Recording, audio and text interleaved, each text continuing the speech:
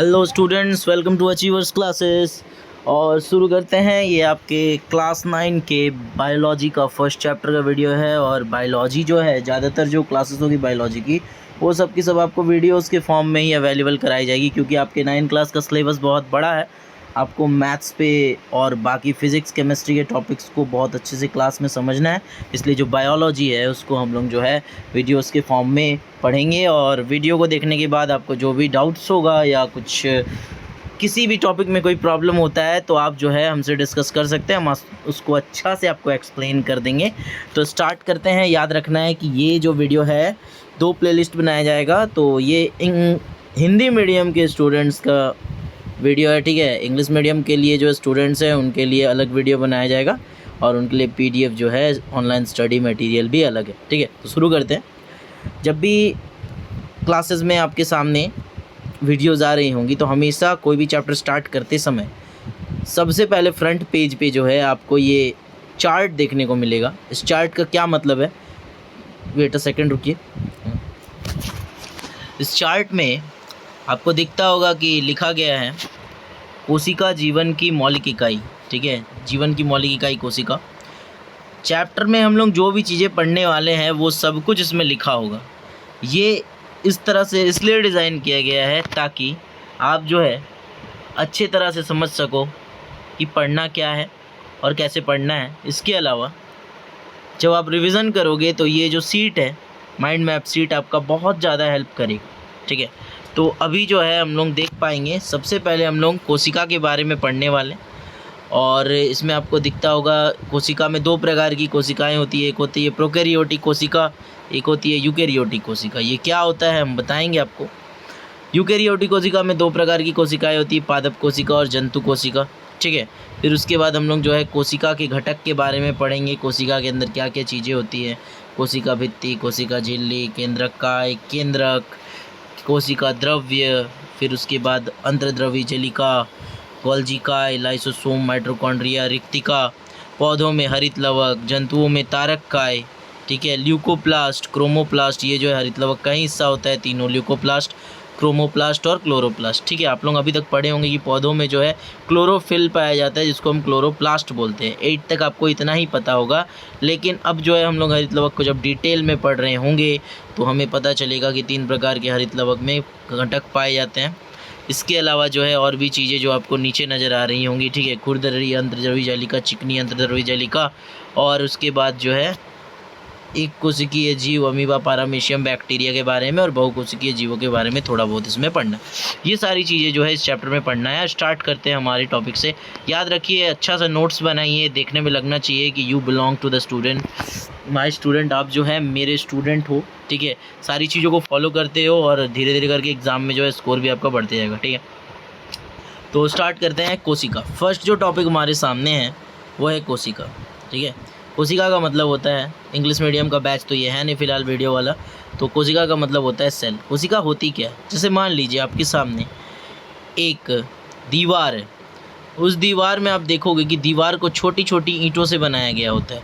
तो उसी प्रकार से किसी भी जीव जंतु का शरीर जो होता है वो छोटी छोटी कोशिकाओं से बनता है, ठीक है। मतलब कि किसी भी जीव के बनने का वह छोटा घटक जिसके लगातार जुड़ने से वो कोशिका वो बन रहा होता है पूरा का जीव, ठीक है, उसे हम कोशिका कहेंगे। मतलब कोई भी जीव है, उस जीव को बनाने के लिए सबसे छोटी इकाई जो होगी उसे हम क्या कहेंगे, कोशिका कहेंगे। समझ में आ गया। चलिए, तो फर्स्ट यही लिखा है, सभी जीव सूक्ष्म इकाइयों के बने होते हैं। मतलब सभी जीव छोटी छोटी चीज़ों से मिलकर बने होते हैं, जिन्हें कोशिका कहते हैं।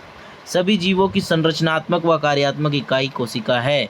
ये क्वेश्चन 8 में भी आता था कि मानव शरीर की कार्यात्मक और संरचनात्मक इकाई क्या होती है। आंसर था कोशिका।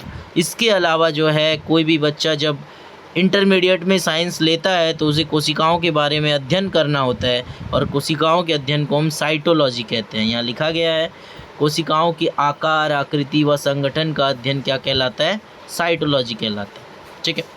उसके बाद देखते हैं, सन 1665 में मृत कोशिका कॉर्क कोशिका में रॉबर्ट हुक ने कोशिका को सूक्ष्मदर्शी के द्वारा देखा। अब ध्यान से समझेंगे, रॉबर्ट हुक ने कोशिका की खोज की। अब यहाँ से क्वेश्चंस कैसे पूछे जाएंगे, देखिए। क्वेश्चंस आपसे पूछा जाएगा, सबसे पहले कोशिका की खोज किसने की, Robert Hooke is the correct answer. इसके अलावा अगर पूछा जाए सबसे पहले मृत कोशिका की खोज किसने की, रॉबर्ट हुक, फिर से करेक्ट आंसर।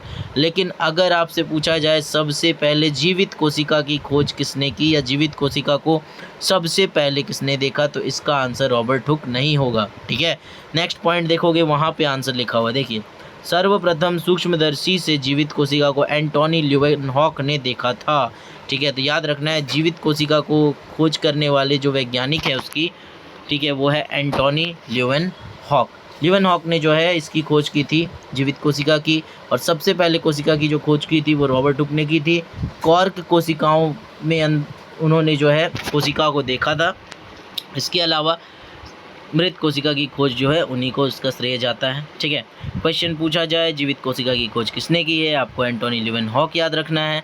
लेकिन अगर पूछा जाए कोशिका की खोज किसने की है, तो आपको आंसर रॉबर्ट हुक देना है। ठीक है, ये 2 पॉइंट बहुत इंपॉर्टेंट है, इसको आप देख के रखिए। नेक्स्ट चलते हैं आगे।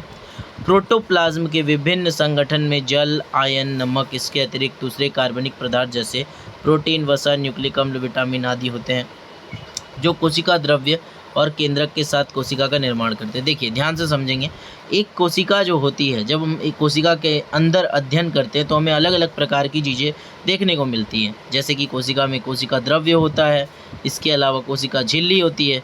इन सभी चीज़ों का निर्माण जो होता है प्रोटीन, कार्बोहाइड्रेट, वसा, न्यूक्लिक अम्ल, विटामिन, इनसे मिलकर होता है। यही बात इसमें कही गई है और आगे इस चैप्टर में हम लोग सब कुछ डिटेल में पढ़ने वाले हैं। ठीक है, नेक्स्ट अगर हम लोग पॉइंट देखेंगे तो अगला पॉइंट लिखा है विभिन्न लक्षणों के आधार पर कोशिका में जीव द्रव्य सोल जेल अवस्था में स्थित होता है। मतलब आपको ये याद रखना है कि कोशिका के अंदर एक लिक्विड पाया जाता है, एक चिपचिपा पदार्थ पाया जाता है जिसे हम जीव द्रव्य कहते हैं। ठीक है, या कोशिका द्रव्य कहते हैं। वो जो होता है जेल के फॉर्म में होता है, जस्ट लाइक जेली के फॉर्म में कोशिका के अंदर पाया जाता है। ठीक है, और वो कोशिका का जो है लाइफ लाइन होता है। अगर किसी कारण जीव द्रव्य कोशिका से बाहर आ जाए तो कोशिका की मृत्यु हो जाएगी। ठीक है, तो अभी तक जो है हम लोग कोशिका के बारे में मोटी मोटी चीज़ें जान गए कि कोशिका जो है एक्चुअली होती क्या है, और उसके बारे में कुछ कुछ डिटेलिंग जो बातें हमें जाननी थी वो हम लोग जान गए। इतना आपने पढ़ लिया, इसके बाद आप अपना एनसीईआरटी का बुक निकालिए, उसको रीड करिए, उसके कुछ पॉइंट्स को अच्छा से पढ़िए, ऑटोमेटिकली आपका जो फर्स्ट पेज है वो आपका कवर हो जाए। ठीक है, अब आगे बढ़ते हैं क्योंकि चैप्टर्स बहुत लंबे हैं, चैप्टर्स के इंपॉर्टेंट चीज़ों को समझना है, इसके अलावा चैप्टर को अच्छी तरह से कवर भी करना है। ठीक है, चलो अब आगे बढ़ते हैं ना। नेक्स्ट है हमारा कोशिका सिद्धांत। ये क्वेश्चन एग्जाम में से पूछा जाता है, ध्यान से समझेंगे। पहला क्वेश्चन तो ये आएगा कि कोशिका का सिद्धांत किसके द्वारा दिया गया। 2 वैज्ञानिकों ने मिलकर कोशिका का सिद्धांत दिया था। वो वैज्ञानिक कौन थे, ध्यान से समझते हैं। वो वैज्ञानिक थे स्लाइडेन और स्वान। याद रखना है, स्लाइडेन और स्वान ने जो है कोशिका का सिद्धांत दिया है।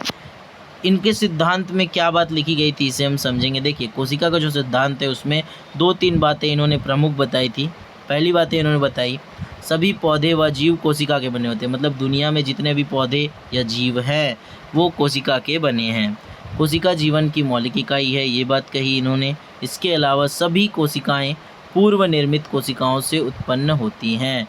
मतलब ये है कि मान लीजिए कि बॉडी के किसी हिस्से में अलग अलग प्रकार की कोशिकाएं हैं होती हैं, हम लोग पढ़ेंगे भी इसके बारे में। कुछ कोशिकाएं गोल होती है, कुछ बेलनाकार होती है, चौकोर होती है। तो जितनी भी कोशिकाएं होती है वो अपने पिछले वाले कोशिका से मिलकर ही बनी होती है। जैसे कि मान लीजिए किसी जीव के हाथ का निर्माण हुआ है गोल गोल कोशिकाओं से, तो होता ये है कि अगर हम ध्यान से उसके हाथ का अध्ययन करेंगे तो हमें दिखाई देगा कि उसके हाथ में छोटी छोटी गोल गोल कोशिकाएं मौजूद होती हैं। मतलब हम ये समझ पाते हैं कि ये अगली वाली गोल कोशिका का निर्माण इस पिछली वाली गोल कोशिका को देखकर ही हुआ होगा। इसीलिए कहा गया है सभी कोशिकाएं पूर्व निर्मित पहले से बनी हुई कोशिकाओं से उत्पन्न होती हैं। ठीक है, मतलब एक कोशिका ही दूसरी कोशिका को बनाने के लिए उत्तरदायी होता है। अब आगे चलते हैं। ठीक है, नेक्स्ट है हमारा कोशिका एवं जीवों के प्रकार। देखिए कोशिका के आधार पर जब हम जीवों को बांटने का कोशिश करते हैं तो ध्यान से देखते हैं। ठीक है, पहला जो जीव हमारे सामने आता है वो आता है एक कोशिकीय जीव, यूनिसेल्युलर ऑर्गेनिज्म। जैसे आप देख पा रहे हो बैक्टीरिया, ठीक है, ये यूनिसेल्युलर में आता है। Amoeba, paramecium, blue green bacteria, prokaryotic, ठीक है, ये सब के सब जो है हमारे एक कोशिकीय जीव के अंदर आते हैं। पूछा जाता है एग्ज़ाम में 5 एक कोशिकीय जीवों के नाम लिखें। सिंपल लिखना है, बैक्टीरिया, ठीक है, अमीबा, पारामेशियम, प्रोकैरियोट्स, ठीक है, प्रोकैरियोटिक भी है, मतलब ये प्रोकैरियोटिक ये अलग लिखा हुआ है। जीवों के नाम आपको याद रखना, तो जीवों के नाम अमीबा लिखना है, पारामेशियम लिखना है, बैक्टीरिया लिखना है, ब्लू ग्रीन बैक्टीरिया लिखना है। इतना नाम जो है मोर देन सफिशिएंट है अभी के लिए आपके लिए, ठीक है। इसके अलावा जो है वो होता है बहुकोशिकीय जीव। बहुकोशिकीय जीव मतलब मल्टी सेल्यूलर, जिसमें बड़े बड़े जीव जैसे कि ऑस्ट्रिच यहाँ दिखा है, इंसान भी आएगा, पाइन ट्री, पेड़ पौधे, ये सब आएंगे। इसके अलावा आपको दिख रहा होगा कि यहाँ ऊपर में यूकेरियोटिक और यहाँ प्रोकैरियोटिक लिखा है, ठीक है।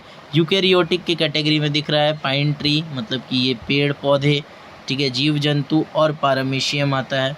यूकेरियोटिक में जो है आपका ये 3 प्रकार की चीज़ें दिखाई दे रही है। इसके अलावा जो है हमारा एक होता है प्रोकैरियोटिक, जिसमें हमारा बैक्टीरिया आता है।